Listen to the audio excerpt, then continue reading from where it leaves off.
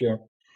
As I was taking notes over the testimony, Mr. Daniel, I think I'd come to you first. I noticed both you and Mr. Alperovich focused on something that seemed instinctively accurate to me as a layperson, that you said it, I think, that we can't keep the adversary out of networks, and that instead we need to thwart their objectives. And it does seem to me that government and private enterprise have spent inordinate resources to keep people out of networks, and so it makes sense to me to finally come to the conclusion that you can't. But what does that mean? Mr. Alperovich, I'll come to him in a minute, because he talked about maybe substituting speed metrics, I believe, to find and eject intruders. I think there might be problems with that idea too. But how do you thwart their objectives, Mr. Daniel? Well, so what I mean by that is that the adversary is gaining access to networks for a purpose. They're not simply gaining access to gain access. They're looking to steal information. They're looking to steal money. They're looking to do damage. They're looking to cause disruption. They're looking to achieve some objective. And so if you change your mindset to one of, I want to look at all of the different actions that the adversary has to do to achieve that objective, look at all of the different steps that they've got to get through to achieve that end goal, and focus on where do I have the greatest comparative advantage to break that chain, to disrupt their operations. Then suddenly, instead of the defender having to be right all of the time because you're trying to keep the adversary out, the adversary has to be right 100% of the way through their efforts.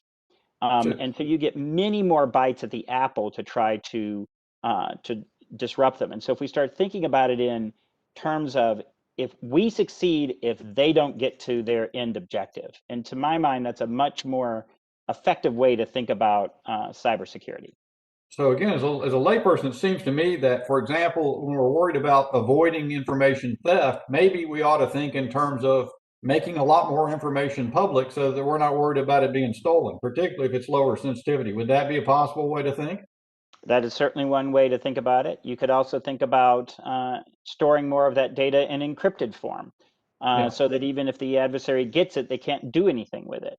And if you're concerned about damage being done to data, then you can build in redundancy and have multiple copies of stuff to avoid damage. Would that be another way to go? That would be another way to go. You try to think of all the different ways that you could thwart what the adversary is doing.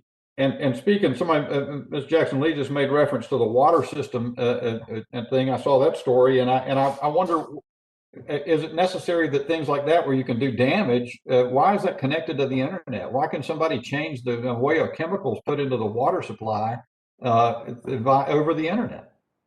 Would that be a way to defend against the possibility of intrusion if you say networks are not impenetrable, period?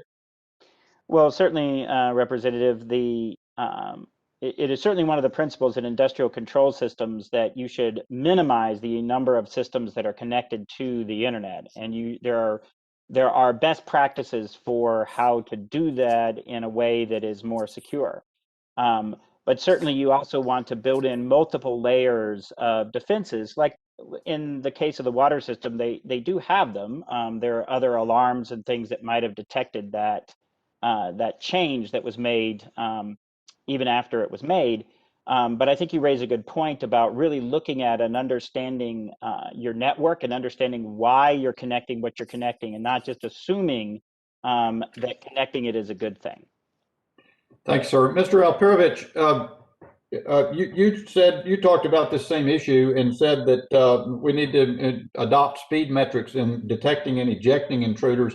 Doesn't the Solarwinds experience suggest that we might not be really able to do that either?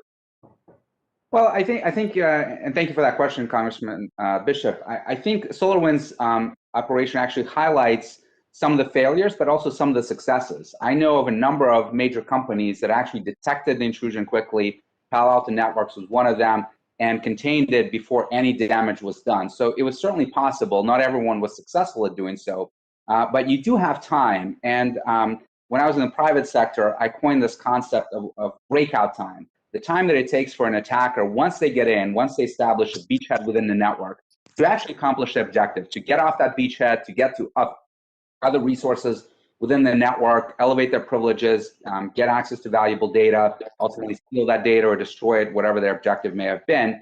And what I found is that on average, it took adversaries from criminal groups over 4 hours to accomplish that objective. That may not seem like a lot, but actually, if the defenders are quick enough to detect, investigate, and remediate breaches within 1 hour, then you can stop them dead on their tracks. They can't get off that beachhead, and you eject them before they're able to be successful. So if we start measuring every agency on their ability to detect, investigate, and remediate breaches quickly, we can start holding them to account and make sure that they're focusing on what truly matters, which is how they become faster than the adversary. Mr.